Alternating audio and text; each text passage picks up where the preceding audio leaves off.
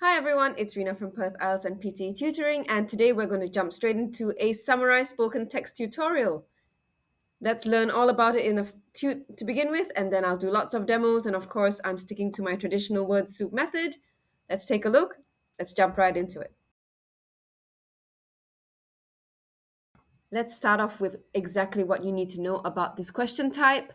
First of all, where do you see this question type? In part 3, the listening part of the test, which is the final part of the test. It is the first question type in the listening part of the test. Now, how do we know how important it is? On a scale, it's the 12th most important question type overall, as it contributes 4% to your final overall score. It is the 5th most important question type for listening. And if you notice here, it just says 10% of your final listening score. But here's the real kicker: 18% of your final writing score comes from summarized spoken text. And that's really important. Now, if I do the math, let me just get my phone out. I'll calculate, right? 18 divide by 100 times by 90, that gives you 16.2 points of your final writing score. And if you're aiming for 85 plus, you know you need to ace this question type. Next, how is the question structured? First of all, there's only one summarized spoken text, unlike summarized written text where there are two questions. It is the only fixed time task in the listening section. The rest of the listening section, you have to manage your time yourself. You get a 10 minutes in total. That means the 10 minutes starts as soon as the recording starts. The 10 minutes does not start when the recording ends. So basically, you have about 8.5 minutes to write a summary. Each recording is up to 90 seconds long, and what is required is a 50 to 70 word summary. You will notice that this is completely different from the summarized written text, where the maximum number of words is 75 and the minimum can be 5. You will also notice that this is not a summarized written text question in the sense, nowhere here do they say they require only one sentence, which means you can write multiple short sentences. Okay? The next thing we need to talk about is how you're scored. Now, remember, content is king, and I'm very, very strong on content. I strongly believe that we need to focus on it. But of course, form, and the form is only in the sense that they want a word count of maximum 70, minimum 50. Grammar. Each sentence needs to be grammatically correct. Notice here that they're not talking about grammatical variety and range, they're just talking about correct and incorrect grammar. Vocabulary, the choice of words that you use. In the scoring criteria, they might mention a little bit that they want paraphrasing. I wouldn't do it if I were you. You can if you want to. And of course, spelling. This is a really unfair marking rubric. Obviously, I think it's wrong because lots of people will come up with typos, and spelling is not actually truly indicative of your true English command. You can still communicate clearly and be a bad speller. Your aim is to get 12 marks in total. So remember, it's 4, 2, 2, 2, 2, right? Content, form, grammar, vocabulary, and spelling. Next, we're going to jump straight into how to do this question type. And I've split it into two slides because it matters. First, what happens when we're listening, and then what happens when the recording ends. Okay, so what do we do before and during the recording, right? This is not a slide for after the recording. This slide is purely for before the recording. Step 1 is to prepare to type in your answer box. Now, some of you, very few of you, prefer writing on that laminated sheet with the markers. I personally do not like this method. I don't think we should take notes at all for summarized spoken text, not written notes, but typed notes in the answer box itself is the way to go. Next, capture. Now, this is where again you're going to see me capture random words and type out as much as I can. Okay? I'm going to focus on large chunks of information or phrases. I'm not going to type out if, so, and, but, the, is, none of that. None of that is actually important. Okay? Step 3. Do not attempt to fix, delete, or make any corrections while there is somebody talking. All you need to do is type as much as possible without stopping, even if you don't end up using the space bar. We'll figure it all out later. Okay? Remember that content is king, and during the recording, your only job is to capture content, nothing else. Okay? And you'll see the words that I type out when I'm capturing content. Okay? Once again, I always have my word soup method, and it always works. Now, the recording has ended, and you've got all these really weird words. Some of it may be one giant word. Okay? What do we do after the recording? We're going to turn this giant soup into a perfect summary. Step 4 is to build. I want you to write short, simple, grammatically correct sentences. There is no introduction required. If you want to, you can. Okay? Nowhere in that form have they asked, in this assessment rubric, have they asked for introduction, body, and conclusion. They did not ask for that. Okay? The main thing is to consistently build really short sentences using your notes that you have written in the answer box. My sweet spot is 65 words.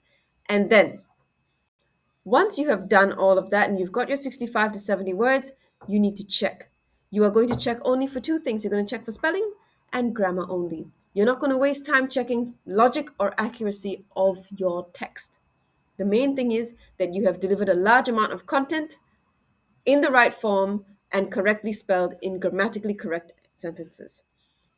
You need to remember that this is not a summarized written text question. You can write as many short, simple sentences as you like. Please do not use templates. You know that you don't need to, especially based on my teaching. And after the recording is done, your job is to turn your notes into clear, short sentences to get that maximum 4 for content. Okay? Okay? So there you have it, folks. You know exactly how to answer the question. You know exactly what's expected of you. We're going to jump straight into demonstrations. Now, for some demonstrations, I will intentionally have spelling mistakes. For some of them, I will try to be perfect. And for some of them, I'm just going to use different platforms to see how we get scored. Okay? See you in. All right, so here I am on my ApeUni dashboard. Let's go straight to a summarized spoken text question. What I'm going to do is I'm going to make it much bigger so that you can all see what I've typed. Okay, now some of them have been done before. Let's just go ahead and go to something we have never done before. Okay, role of education. It says easy, but we'll see. It's too big. All right. Education stands as a powerful tool in bridging social inequalities, serving as a catalyst for change in a world riddled with disparities. Its role in shaping a more equitable society is paramount, as it offers the key to unlocking potential and leveling the playing field. However, the journey towards educational equity is fraught with challenges. In many parts of the world, access to quality education is unevenly distributed, often influenced by factors such as socioeconomic status, race, and gender. This disparity perpetuates a cycle of inequality where underprivileged groups remain marginalized. The digital divide, exacerbated by the recent global pandemic, has further highlighted these disparities. Students in remote or impoverished areas, lacking access to technology and the internet, find themselves at a significant disadvantage. However, there is hope. Initiatives aimed at providing equitable access to education, such as scholarship programs, community schools, and digital learning platforms, have shown promise. They not only offer access to knowledge, but also foster critical thinking and problem-solving skills, empowering individuals to rise above their circumstances. Okay, as you can see, 61 words have been written and they're all full of mistakes. Now press enter, enter, leave a bit of space for yourself. We are going to now put all these words into short, easy to read, grammatically correct sentences. Education is a powerful tool. It is a social catalyst. The world is riddled with disparity. It is paramount to unlocking potential, to and making the playing field more equal. Okay, so I'm going to delete the stuff that I've used. The journey towards equality. So it could have been equity, but equality in parts of the world where access is limited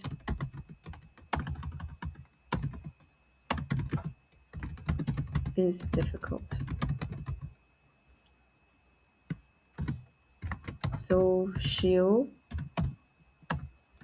Social and economic disparity, along with race and gender issues, are major problems.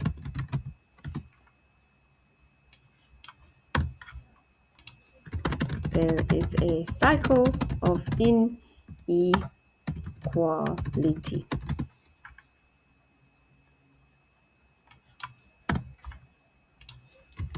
There is also a digital divide caused by the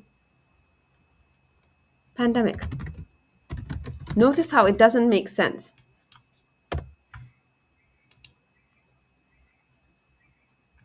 So then I noticed, okay, I'm writing way too much. What I'm going to do is I'm going to write critical thinking and problem solving is important for community schools and digital learning platforms. Okay, so here I'm going to delete all this that I've written here. 87 words. Remember the word count maximum is 90. We're going to drop it down. Okay. Disingenuous are major problems. There is a cycle of inequality. There is also a digital divide. And a digital divide caused by the pandemic is important. For community schools, 81. So 11 words to go down. The world is riddled with disparity. I'm going to delete that. It is paramount to unlocking potential and making the playing field more equal. The journey towards equality is difficult. Okay, 66 words. I am not going to check it for spelling mistakes and I'm not going to check it for grammar. I just want you to see how quickly we can do it. Look over here. You can see that there is 4 minutes remaining. Let's submit that. Fingers crossed. Now remember, your main aim, especially if you're aiming for 85 and above, is to get 12 out of 12. That would be good, but even 11 out of 12 would be totally fine. Let's see how I did. I may have to cut out all of this because sometimes it takes really long to score, but we will find out. Come on. Okay, so we're watching it score for a second. Hopefully it doesn't take too long. Okay, so you can see over here, 12 out of 12. Okay, great form, great content, great grammar, great spelling. What about making spelling mistakes? Because our method concentrates so much on content, how will I do if I make lots of spelling mistakes? Let's have a go, okay? So that was recording number 1. Let's do another one. See you in a minute. So let's go to practice. Let's go to listening.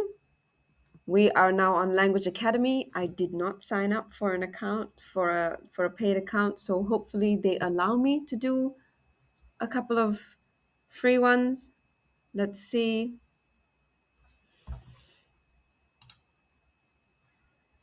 Let's do, here we are, Summarize Spoken Text.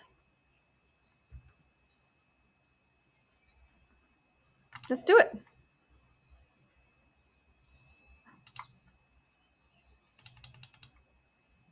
Oh, that's too big.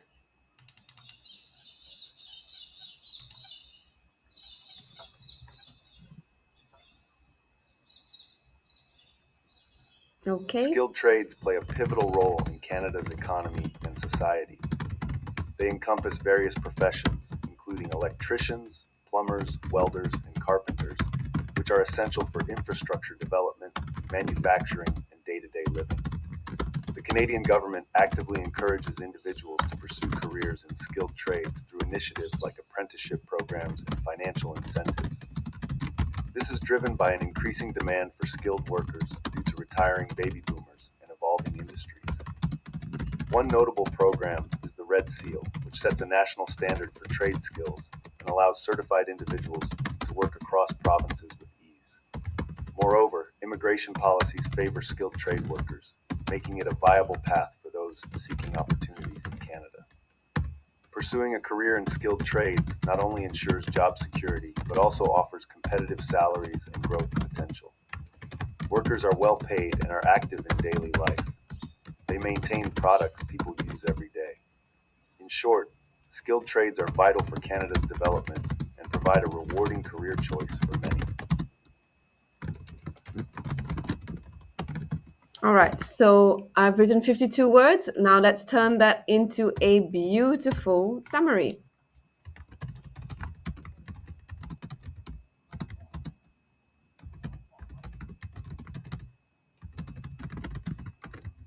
Canadian economy.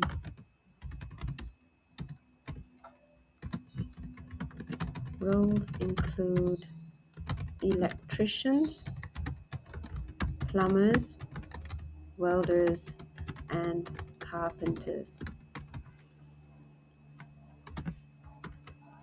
They are involved in manufacturing.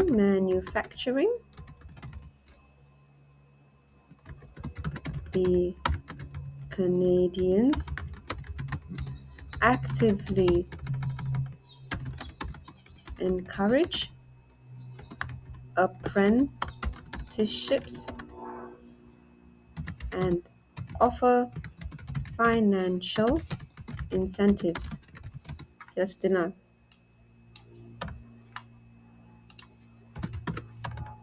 There is a demand for skilled workers as boomers retire. One notable program is the Red Seal.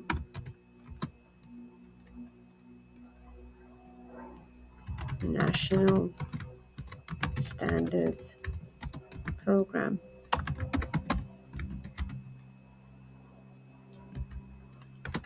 Immigration policies also favor trades and those pursuing a career in them.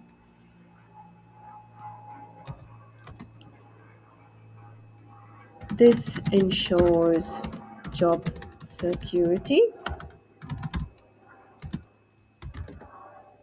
and high salaries. There is potential for growth. Skilled trades are vital for the development of Canada and oh, I saw a spelling mistake. Let me catch that. If you can catch it, great. If you can't, that's okay. It's going to development of Canada and are rewarding careers. Okay, so let's delete all the rubbish at the bottom. Let's give it a quick read through. You can see here that I've done 88 words, which is too much. Okay. Roles include, so spelling, electricians, plumbers, welders, and carpenters. They're involved in manufacturing, so I'll delete that one just to try and get down to the word count of 70. There is a demand for skilled workers as boomers. There is a demand for skilled workers. 80 words. One of the programs is the Red Seal National Standards Program.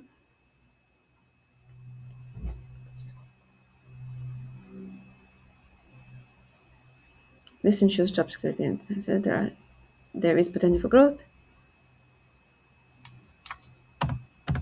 Okay, 76 words.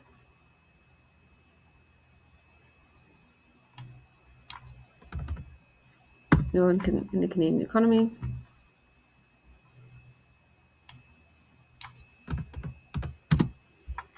74.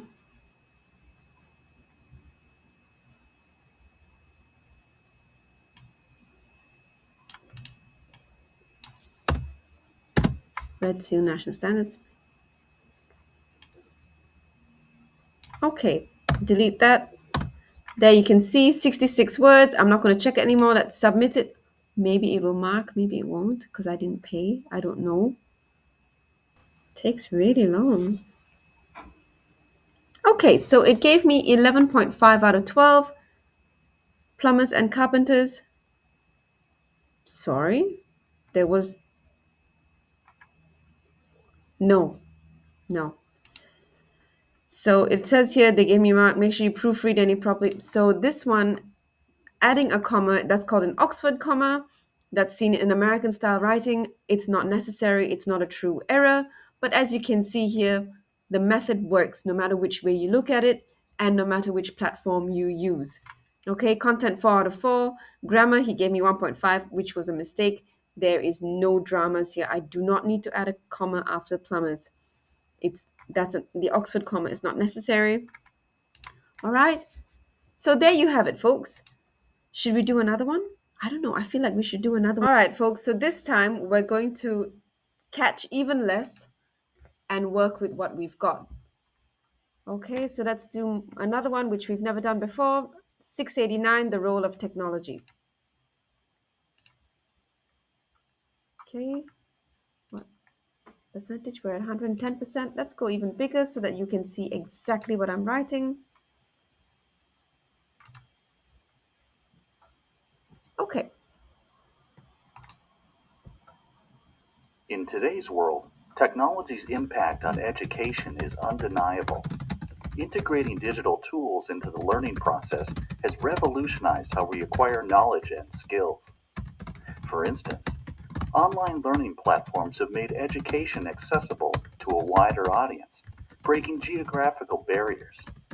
People from remote areas can now access courses from top universities, bridging the gap between different regions and communities. Additionally, technology has enabled personalized learning experiences. Educational software and applications can adapt to individual learning styles and paces, catering to the unique needs of each student. This approach fosters a more inclusive and effective learning environment, accommodating diverse learning abilities and preferences. In conclusion, technology's integration into education is not just a trend, but a significant evolution in the teaching and learning process, offering accessibility and personalization like never before. Okay, so I've written fewer words than the minimum requirement. From there, we're going to very, very slowly construct lots of sentences. Technology has had an impact on education. Full stop. It is a digital tools have made the learning process easier. We can acquire knowledge, spelling, and skills from online learning platforms. Full stop.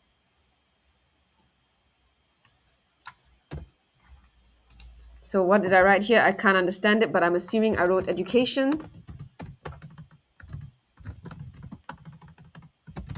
has become accessible there are no more geographic barriers. We can take courses from universities and bridge the gap between regions.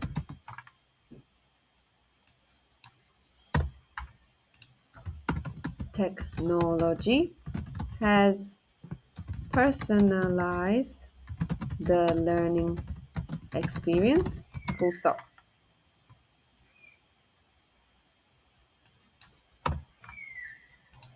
We all have our own learning styles and paces.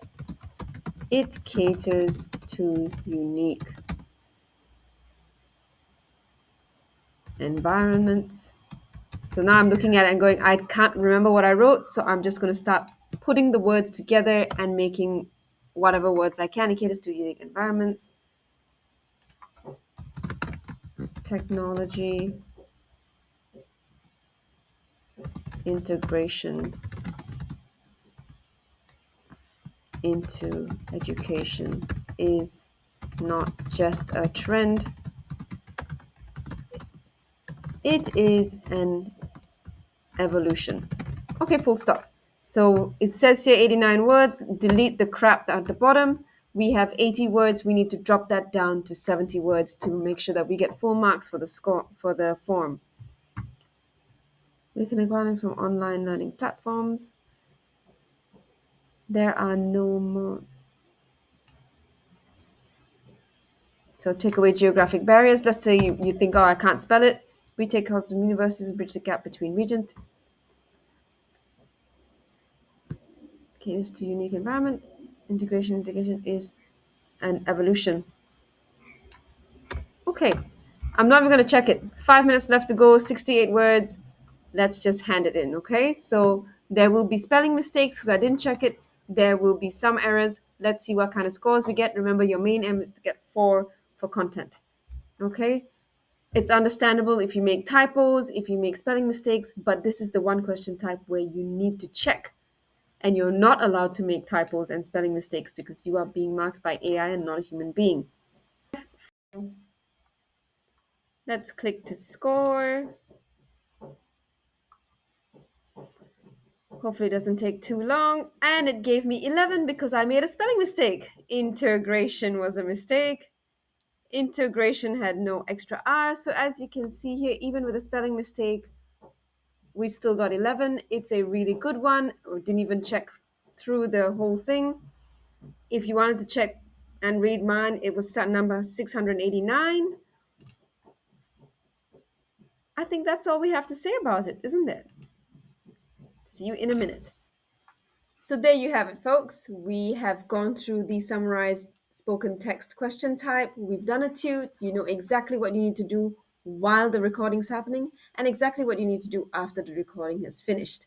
Remember, to get that 12 out of 12, you need to deliver short, clear, correct, grammatically correct sentences, not one long sentence. The shorter the sentence, the less chance of you making a mistake. And of course, spelling really matters. Try your best, but remember, type whatever you can first and then fix it later. Remember to combine your word soup into beautiful little sentences, and you're going to get a full score. I hope this has been helpful. If you need more clarification, leave me a comment down below and I'll see if I can fix it. Thanks very much, guys. Bye.